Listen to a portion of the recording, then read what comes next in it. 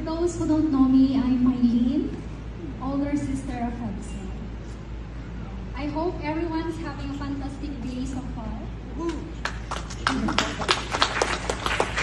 Ted, thank you for giving me the privilege of being your new owner. Congratulations on your marrying the man you love so much. You two look perfect and madly in love with each other. Always keep your partner happy and support him when he is facing a tough time in his life. May love grow between you two that ever passes by. Always remember that marriage is all about trusting, sacrificing, and forgiving. Always remember that marriage is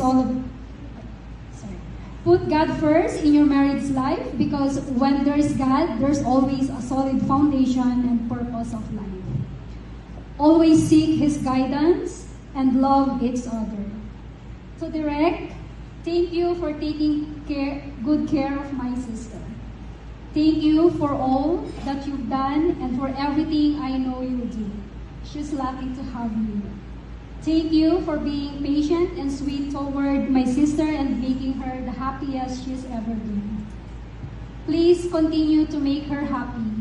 Me and my family are always here to support you. We love you, Direk and Fel.